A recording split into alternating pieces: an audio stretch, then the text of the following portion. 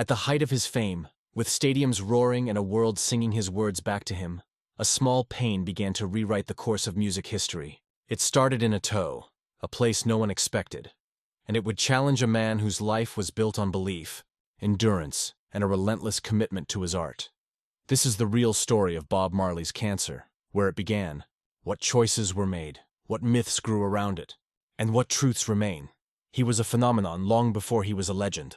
Born Robert Nesta Marley in 9 Mile, Jamaica, he moved between hardship and hope, and built anthems big enough to hold both. He sang about redemption, rebellion, tenderness, and transcendence.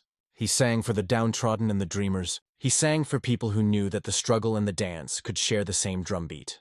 On stage, he performed barefoot, as if to keep himself grounded to the earth that formed him. And off stage, he chased a football with the same ferocity he chased rhythm. Friends recall that he always carried a ball, always wanted a game, always lived in motion. But in the late 1970s, while the world watched him as a star, doctors looked at his toe and saw something else. The common story says there was an injury from football that didn't heal. The skin under the big toenail darkened. There was pain. There was a lesion that worried attentive eyes. For many, the narrative stops at injury, because it is easier to make sense of trauma than to face an illness that grows quiet in the shadows. Yet the medical truth points to a different culprit, a type of melanoma called acrolentiginous melanoma, ALM, often appearing on the palms, soles, or under nails. It's a form of skin cancer not primarily caused by sun exposure, more common in people with darker skin, and dangerously easy to miss. It hides under the nail. It masquerades as a bruise or a fungal infection. It is slow to announce itself, and quick to claim ground. The diagnosis came in 1977, around a time when Bob's life already felt cinematic. He had survived an assassination attempt in December 1976 in Jamaica, and left for London soon after, channeling upheaval into astonishing work. He recorded during exile, wrote with urgency, and carried a nation's turbulence on his shoulders. In that whirlwind, the toe demanded attention. Doctors examined. Biopsies were run. Pathology saw malignant melanoma. The advice given to him was stark: to remove the affected area decisively, which in some accounts amounted to amputation of the toe or a substantial portion of it, the choice that would offer the best chance of eliminating the cancer locally before it spread. He said no to that path. People would later say he refused amputation solely because of Rastafarian beliefs about bodily wholeness and the sanctity of keeping the body intact. But truth rarely lives in a single cause. His faith did inform his relationship to his body and to suffering. There was a belief in natural living, in respecting what the Creator had given, in not cutting away what was whole. There was also culture, masculinity, momentum, and the plain fact that he was an athlete and a performer whose body was his instrument. He wanted to keep moving, keep touring, keep playing the game and the guitar. He did agree to a more conservative surgical approach to remove the lesion and preserve his mobility.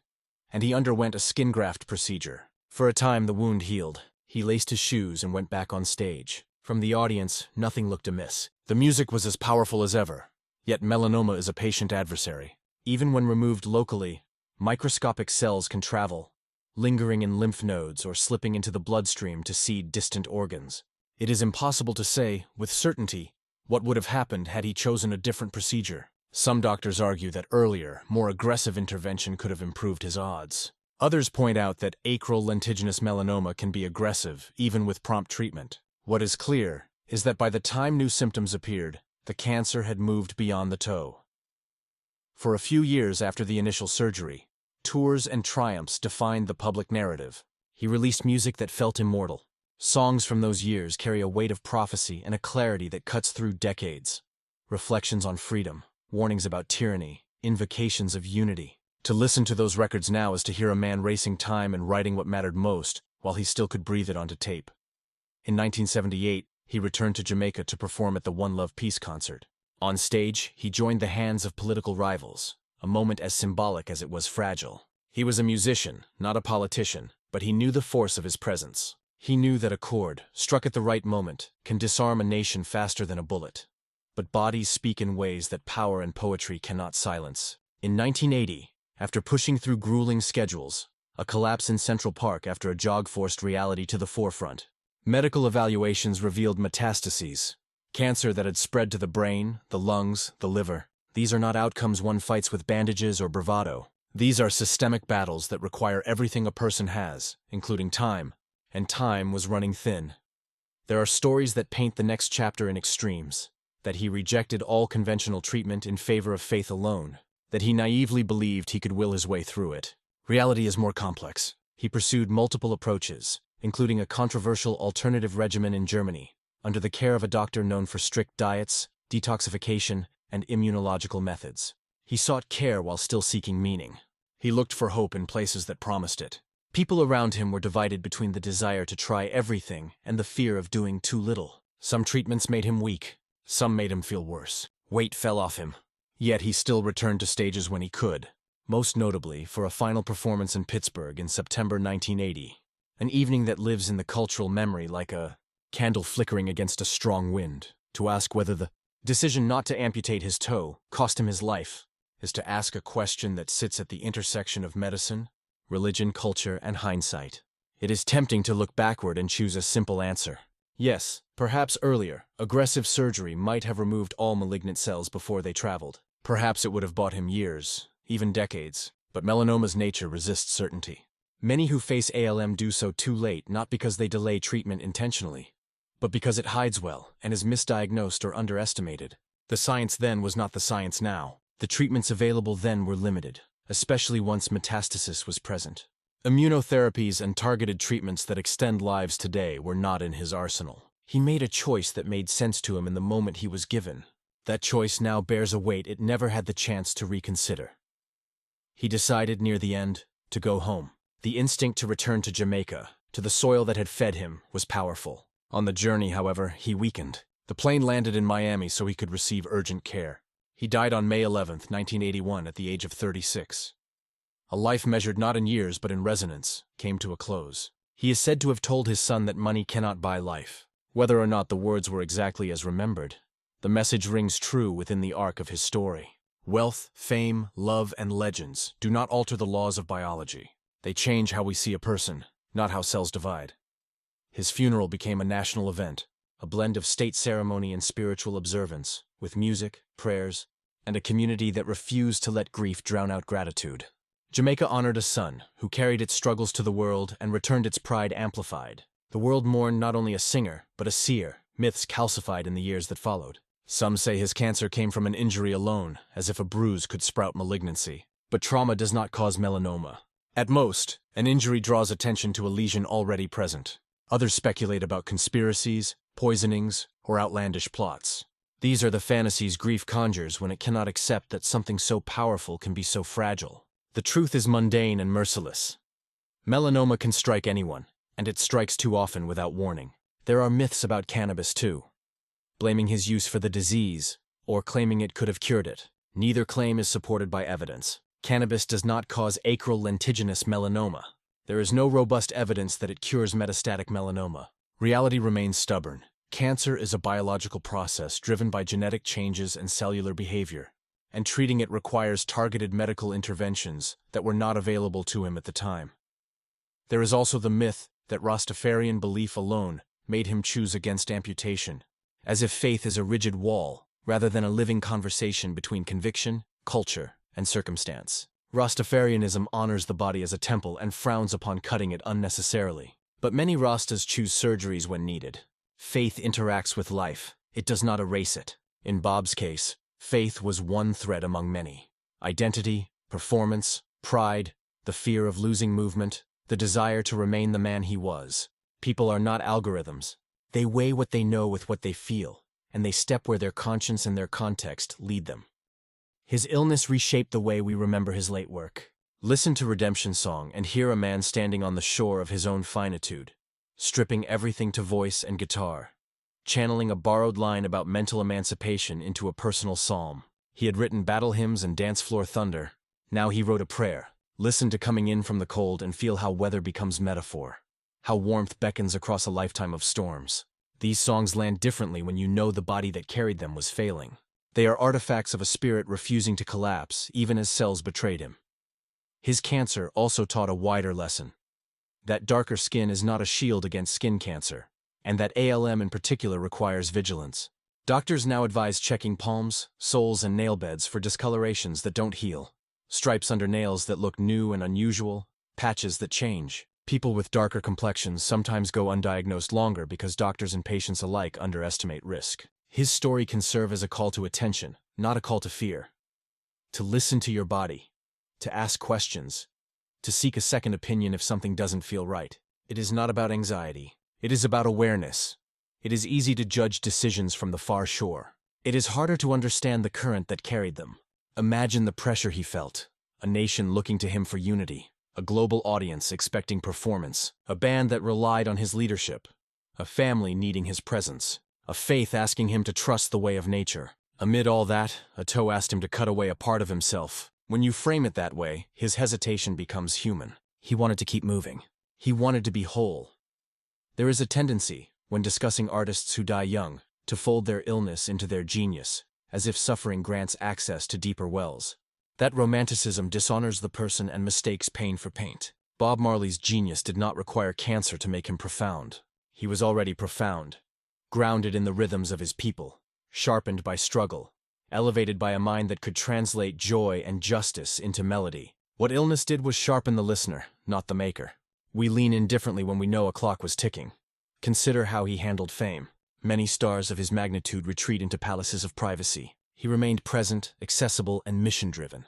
He believed his music could heal divisions, uplift spirits, and remind the powerful that they too are mortal. He sang for the poor and the rich, the oppressed and the oppressors, the rebels and the weary. He refused to be a mascot for a single cause because he understood that all human struggles are braided. Hunger, dignity, freedom, love. Cancer did not change that worldview. If anything, it reinforced the urgency with which he pursued it. In looking for the real story of his cancer, the heart of the matter is personal choice under existential pressure. He measured risk differently from how others might. He trusted a path that honored his body on his terms. He balanced the medical against the spiritual and the immediate against the long view. He tested options, surgery that preserved function, treatment in Europe that promised restoration, continued attempts to perform despite pain. He did not surrender. He negotiated. He did not deny. He hoped. Those distinctions matter when we remember a life too easily simplified. Family, too, had to navigate impossible terrain. Loved ones watched a giant diminish physically while his aura expanded. They had to translate medical jargon into meaning, decide when to push and when to yield, when to demand rest and when to let him be who he was. Grief began before death and continued long after. Some felt anger at the choices he made.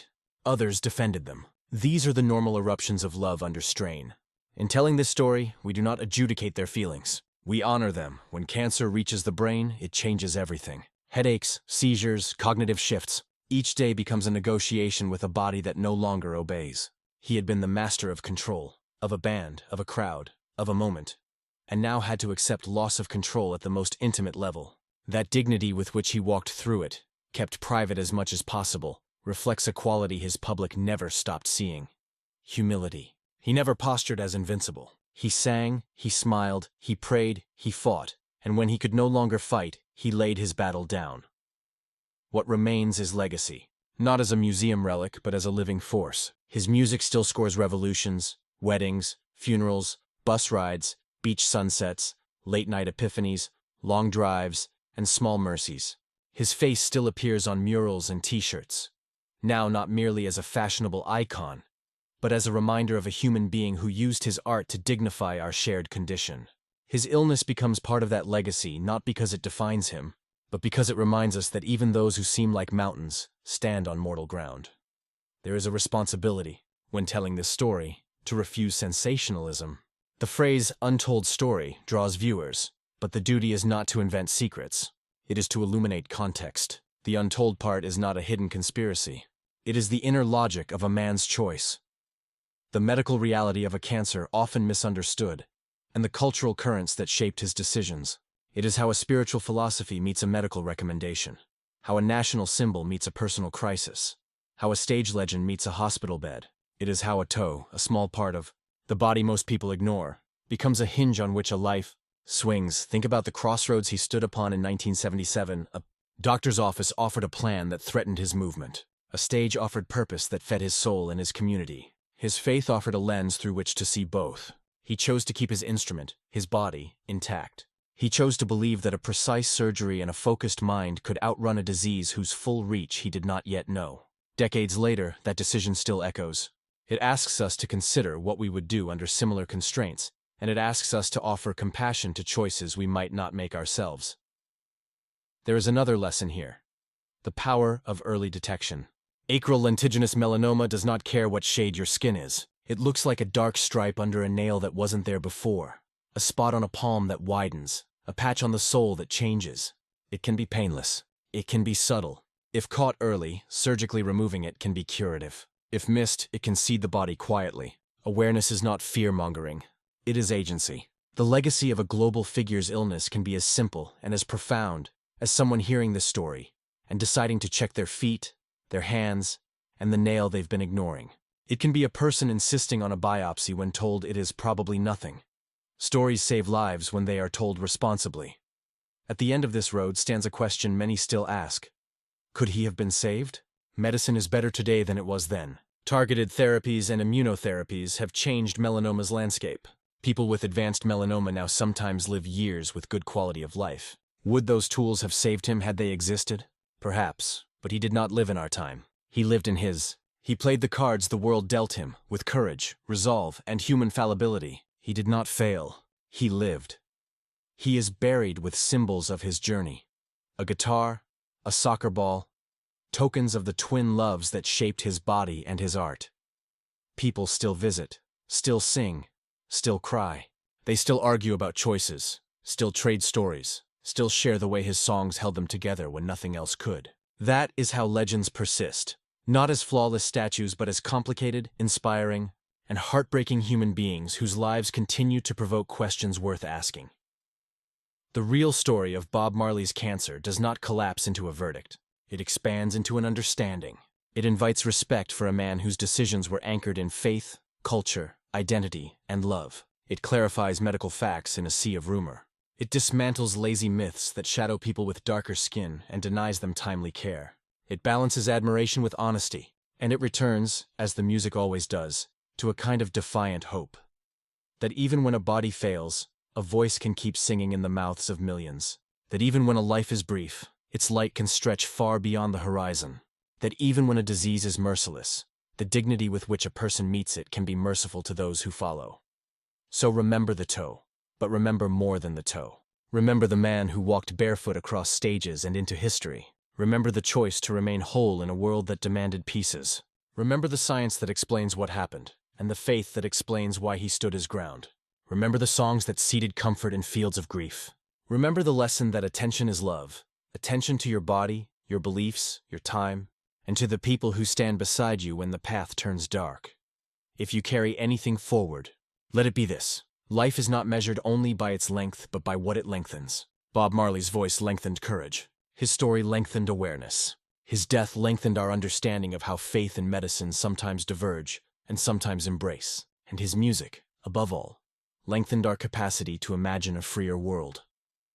In the quiet after the chorus fades, in the space where applause has not yet begun, you can almost hear what he spent a life teaching. Rise, stand, look within, listen to truth, love fiercely, and keep moving, even when it hurts. Not because pain is noble, but because life is.